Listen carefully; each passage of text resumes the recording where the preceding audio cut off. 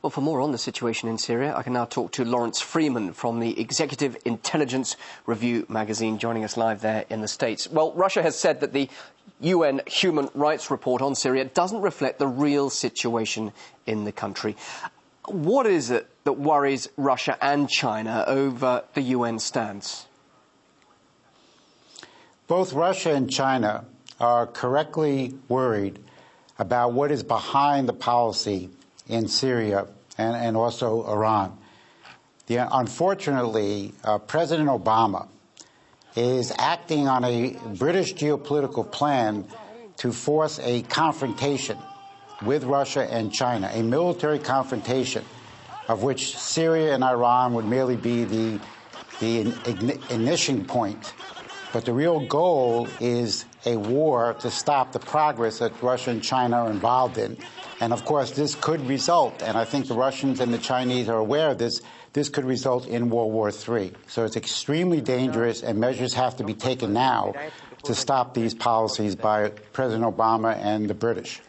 Some would say extremely far-reaching views you have there. But let's look at the situation at the moment, where we have the majority of those in the Human Rights Council supporting what has been said about the human rights issue there.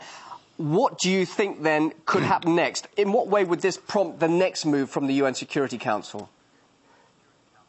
Well, I think we can see it very clearly. Look how the situation in Libya was run, which was the point that now ignited and pushed the whole process forward. You had various claims of human rights abuses. So under the Tony Blair doctrine of the responsibility to protect, Obama led a NATO bombing drive illegally, according to the U.S. Constitution, so-called to protect people, so-called out of humanitarian concern. And everybody knew, or should have known, that this was a policy for regime change.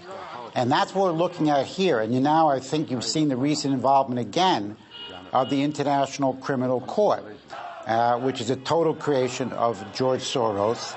And this court is being used to carry out regime change all over Africa. And this is the danger that people see in Syria. Why have a policy of sanctions and military intervention? Why not have a policy of diplomatic development and encouraging the country to resolve the problems, as I think the Russians and the Chinese realize is the best way forward? You're talking about regime change there in Syria.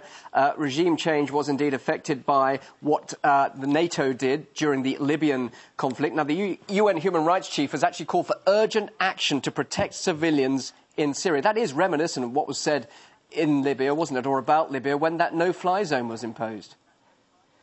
Oh, yeah. Look, those are the key code words. When they start talking about humanitarian concerns, and they really don't care at all about the people. This is the same thing that was done against President Bashir in Sudan. They used the key words, humanitarian concern, and this doctrine of Tony Blair, the responsibility to protect, and says, okay, now we will move in. We will decide with our military capability of NATO backed up by the U.S., with the British pulling the strings behind the scenes, we will move in and decide what is good for a country. And this is completely opposite of what the real interests of the United States are. And the Russians and the Chinese are seeing this being played out again, and they are beginning to respond. Especially the Russians are responding militarily by sending the Kuznetsov aircraft carrier into the Syrian waters. Is a risky game, but the Russians are aware of the danger. If they don't do it, what could happen? Certainly major implications there you're talking about. It's very interesting to hear your thoughts. Lawrence Freeman from the Executive Intelligence Review magazine, live there in Baltimore in the USA. Thank you for your thoughts.